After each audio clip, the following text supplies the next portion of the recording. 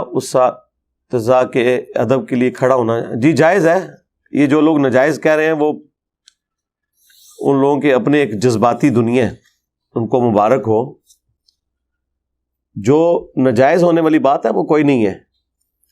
وہ جو حدیث شریف ہے وہ بالکل ڈیفرنٹ کانٹیکسٹ میں ہے, جو جامع ترمذی میں ہے کہ جس شخص کی یہ خواہش ہو کہ لوگ اس کے استقبال میں کھڑے ہو جائیں وہ اپنا مقام جہنم میں دیکھ لے. ٹھیک ہے, یہ حدیث ہی بتا رہی ہے کہ جس شخص کے لیے لوگ کھڑے ہو رہے ہیں نا, یہ اس سے متعلق حدیث ہے, نہ کہ کھڑے ہونے والوں سے متعلق. ورنہ تو حدیث یہ ہونی چاہیے تھی کہ جو شخص کسی کے استقبال کے لیے کھڑا ہو وہ جہنمی ہے. ٹائم قیامت تک ہے, کوئی ضعیف روایتی لے آئیں. تو اس کا مطلب یہ بتایا جا رہا ہے کہ جو وہ شخص ہے نا وہ اپنے اندر تکبر نہ پیدا کرے. ویسے اسے کوئی پروٹوکول دینا چاہتا ہے وہ لوگوں کا رائٹ ہے. جامع ترمذی میں ایک اور حدیث ہے, انس بن مالک کہتے ہیں کہ ایک شخص ہم میں آتا تھا جو ہمیں سب سے بڑھ کر محبوب تھا, لیکن ہم کبھی بھی ان کے استقبال کے لیے کھڑے نہیں ہوئے کیونکہ وہ اس بات کو ناپسند فرماتے تھے, اور وہ اللہ کے رسول تھے صلی اللہ علیہ وآلہ وسلم. اچھا, یہ حدیث جو ترمذی کی ہے یہ بھی اس پر گواہی دے رہی ہے کہ نبی علیہ السلام نے اسے حرام نہیں فرمایا, بلکہ آپ کا ذاتی شغف تھا کہ میرے استقبال کے لیے کوئی کھڑا نہ ہو. انس بن مالک کے الفاظ دیکھیں نا, ورنہ تو انس بن مالک کا کام تھا کہ وہ اس کام کے حرام ہونے کا ذکر کرتے. وہ کہتے ہیں کہ اتنا بڑا شخص آتا تھا ہم کھڑے نہیں ہوتے تھے, یعنی ان کا دل کر رہا ہے کھڑے ہونے کو. اور پھر ریزن کیا بتا رہے ہیں کہ وہ اپنے حق میں اسے ناپسند فرماتے تھے. مراد یہ کہ نبی صلی اللہ علیہ وآلہ وسلم نے اسے شریعت کے طور پر حرام نہیں فرمایا, بلکہ اپنی ذات کے اعتبار سے. وہ تو میں بھی کرتا ہوں, میرے استقبال کے لیے کوئی یہاں کھڑا نہیں ہوتا, کوئی کھڑا ہونے کی کوشش بھی کرے اسے بٹھا دیتے ہیں.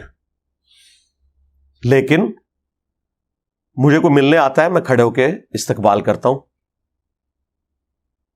ماں باپ آ جائیں کھڑا ہو سکتا ہوں تو کھڑا ہو جاتا ہوں. ٹیچر آ جائیں رسپیکٹ دیتا ہوں. بلکہ میں آپ کو بتاؤں گیم الٹ سکتی ہے. اگر کوئی شخص کسی بڑے آدمی کے لیے جو واقعی جس کی وہ دل سے عزت کرتا ہے وہ کھڑا نہیں ہو رہا نا, این ممکن ہے کہ جو نہیں کھڑا ہو رہا اس کے اندر شیطان گھس گیا ہو تکبر کا کہ میں نہیں کھلوندا. یہ بھی ذرا ذہن میں دیکھیں.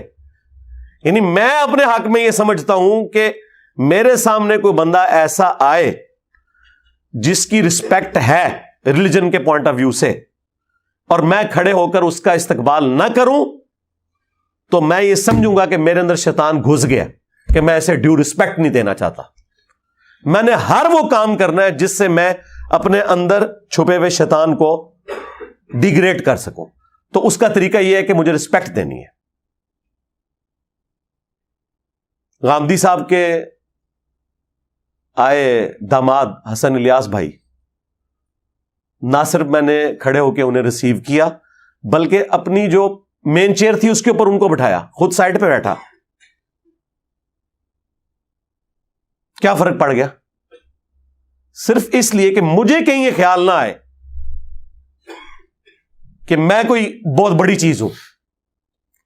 تو اندر کی میں مارتے مارتے یہ نہ ہو کہ سب سے بڑی میں آپ کے اندر ہو جائے, میں نے ایسے کھلونا ہی نہیں جی. یہ آپ کیا میسج دے رہے ہیں کسی کو؟ رہا اس کا معاملہ تو آپ کے پاس کون سا تھرمامیٹر ہے چیک کرنے کا کہ اس کے دل کے اندر یہ تمنا ہے کہ لوگ اس کے لیے کھڑے ہوں؟ نہیں ہے نا. تو آپ ڈیو رسپیکٹ دیں اپنے ٹیچرز کو بھی, علماء کو بھی, جن سے آپ دین سیکھتے ہیں, یا آپ ان سے کالج اور یونیورسٹی کی تعلیم حاصل کرتے ہیں, یا آپ کے ماں باپ ہیں, یا آپ سے عمر میں بڑے ہیں. اس میں کوئی عیب والی بات نہیں ہے.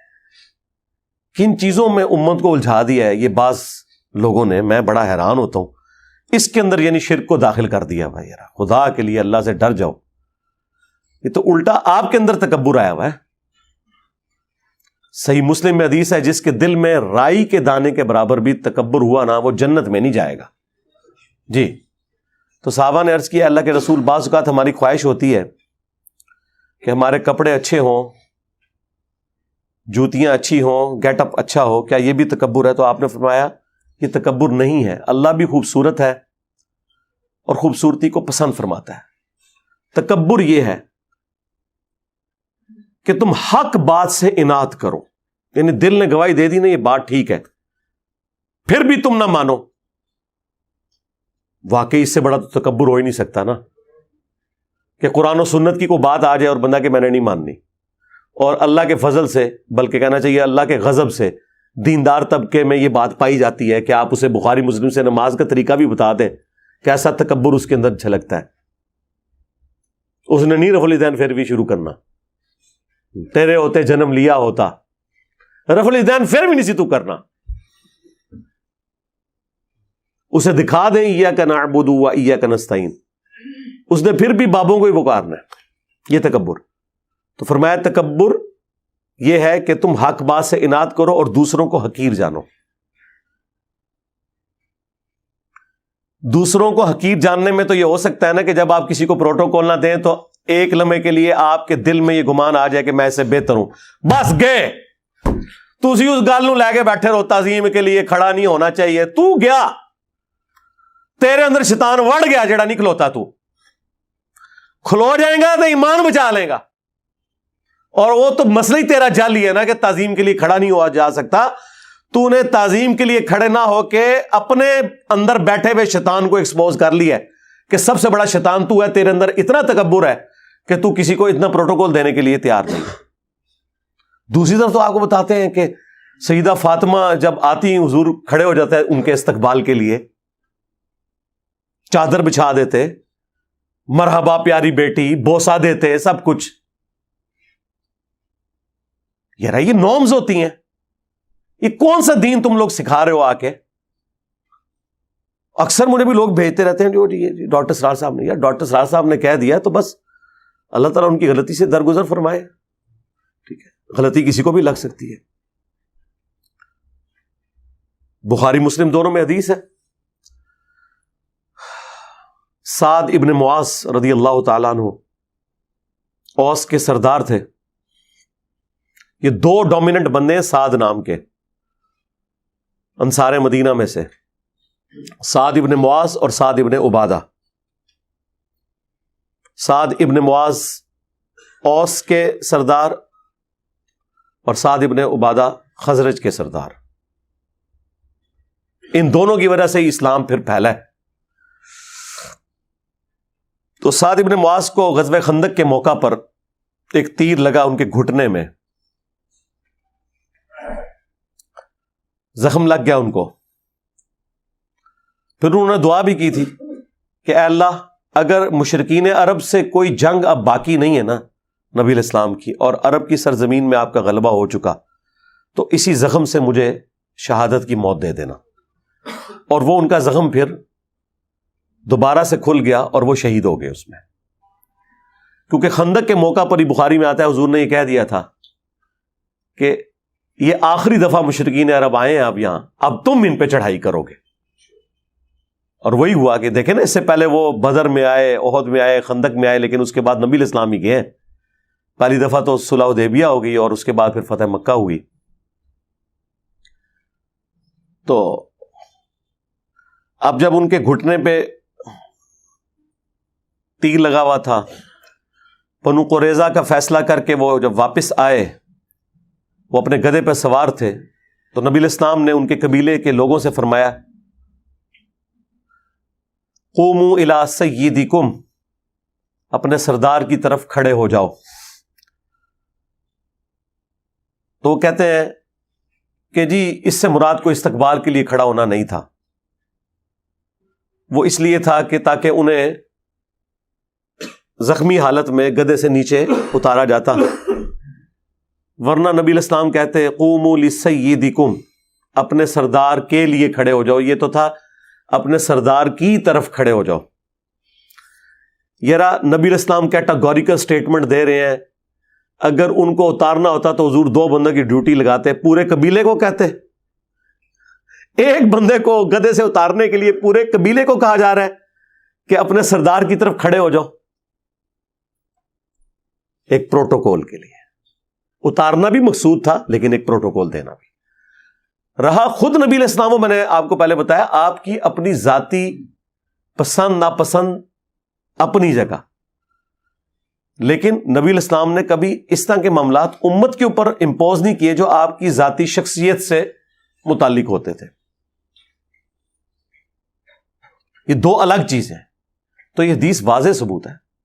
پھر قرآن میں بھی آیا ہے کہ اپنے کندھے عاجزی کے ساتھ جھکا کے رکھو اپنے ماں باپ کے سامنے, یعنی اکڑ کے نہیں رہنا.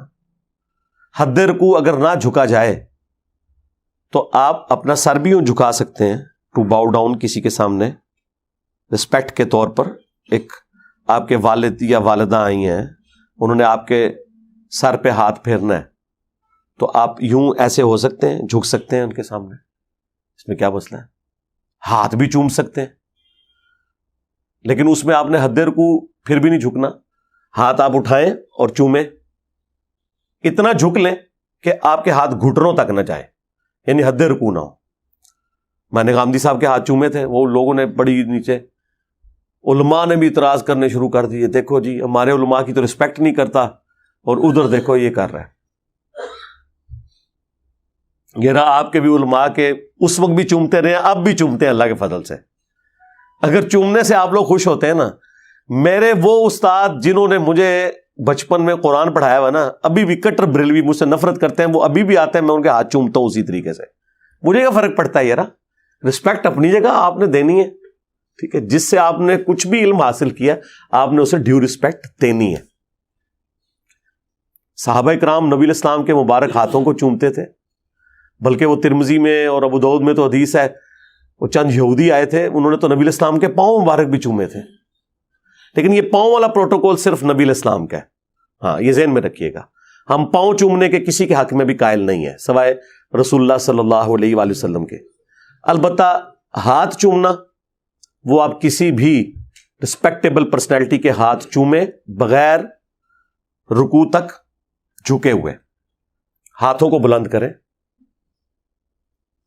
اور چومیں. اس کے ثبوت میں وہ حدیث موجود ہے الادب المفرد کے اندر. امام بخاری نے الگ سے آداب کے اوپر ایک کتاب لکھی ہے الادب المفرد. اس میں وہ لے کے آئیں کہ سلمہ ابن اکوا رضی اللہ تعالیٰ عنہ, جو درجنوں میل تک پیدل دوڑ سکتے تھے, اور نبی علیہ السلام نے کہا تھا کہ ہمارے پیادوں میں سلمہ بن اکوا سے بہتر شخص کوئی نہیں ہے. جس طرح وہ آج کل آپ وہ ریڈ انڈینز کو یا افریقنز کو دیکھتے ہیں نا, تھکتے ہی نہیں ہیں. صحابہ کرام میں سلمہ ابن اکوا تھے, یہ اکیلے بھاگ کے گئے تھے اور نبی علیہ السلام کے اونٹ چھڑوا کے لے آئے تھے. بخاری میں آتا ہے وہ جو چند قبیلے کے لوگوں نے حضور کے وہ اونٹ ہانک کے لے گئے تھے. تو ان کو 2 تابعین ملنے کے لیے آئے. بس گفتگو شروع ہوئی تو سلمہ ابن اکوا نے کہا کہ یہ میرے ہاتھ ہیں جن سے میں نے حضور کے ہاتھوں پر بیعت کی ہوئی ہے. بس یہ بات کرنی تھی نا, وہ تابعین ایک دم کھڑے ہوئے اور انہوں نے ان کے ہاتھوں کو پکڑ کے بوسہ دیا. یہ حدیث الادب المفرد کے اندر موجود ہے. اور اس سے یہ بھی ثابت ہوا کہ سلمہ ابن اکوا نے اپنے دونوں ہاتھوں کا ذکر کیا کہ حضور کے ساتھ انہوں نے اس سے مصافحہ اور بیعت کی, اور دوسرا تابعین نے حضور کی نسبت کی وجہ سے اس صحابی کے ہاتھوں کو چوما کہ یہ وہ ہاتھ ہیں جنہوں نے ہمارے نبی کے ہاتھوں میں ہاتھ دیا ہوا ہے. ویسے تو امام بخاری صحیح بخاری میں بھی لے کے آئے ہیں کہ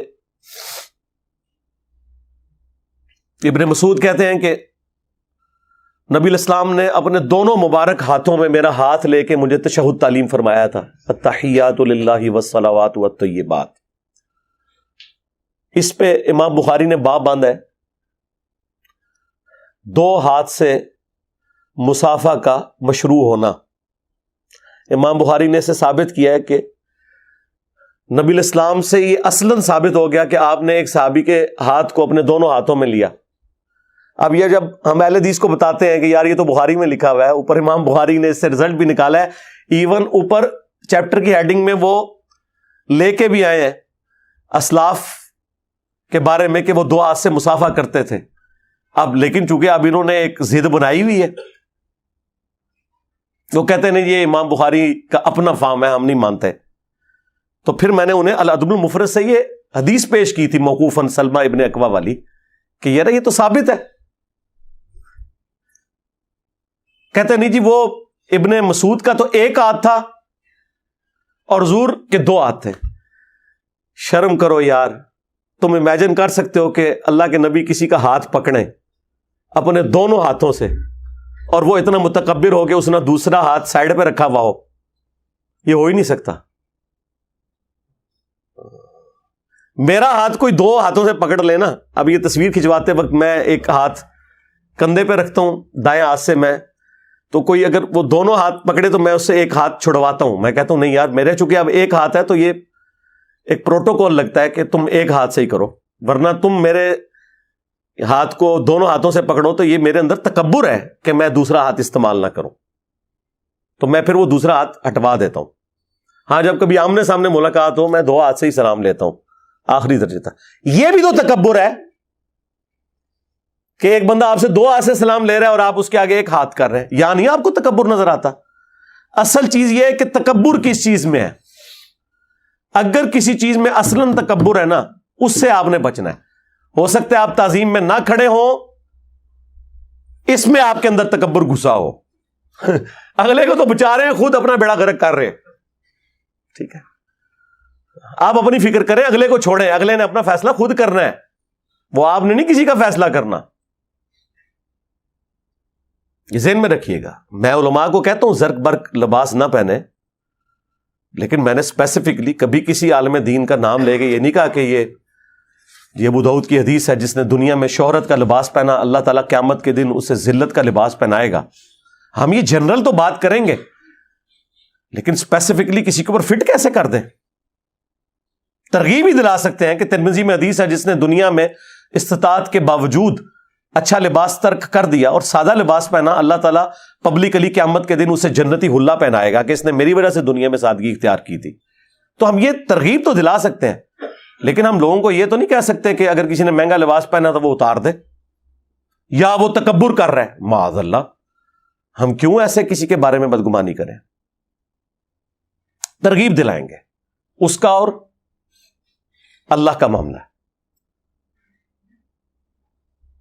ہمارا کام صرف قرآن و سنت کی روشنی میں سچ بات، حق بات پہنچانا ہے. مانتا ہے مانے، نہیں مانتا نہ مانے.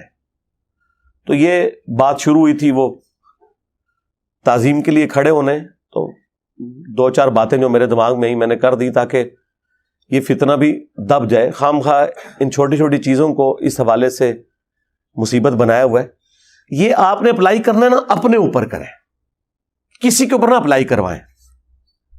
یعنی آپ اپنے لیے نہ کسی کو کھڑے ہونے دیں، لیکن کسی کو یہ کیوں کہتے ہیں کہ آپ فلاں فلاں کے لیے نہ کھڑے ہو؟ یہ کون سا دین ہے یار؟ اپنی طرف سے آپ نے اپنی خواہشات کو دین کا نام دیا ہوا ہے. یہ کام چھوڑ دیں. اور جو احادیث آپ پیش کرتے ہیں وہ بالکل ان کا کوئی لینا دینا نہیں ان معاملات کے ساتھ. وہ میں نے ساری احادیث خود ایکسپلین کر دی ہیں اور بارہا کر چکا ہوں، اور الحمدللہ میں اپنے اوپر عامل ہوں کہ میں اپنے استقبال کے لیے کسی کو کھڑا نہیں ہونے دیتا. الحمدللہ. صلو علی محمد وآل محمد. اللہم صلی علی محمد وعلی آل محمد واصحاب محمد وازواج محمد اجمعین الی یوم الدین.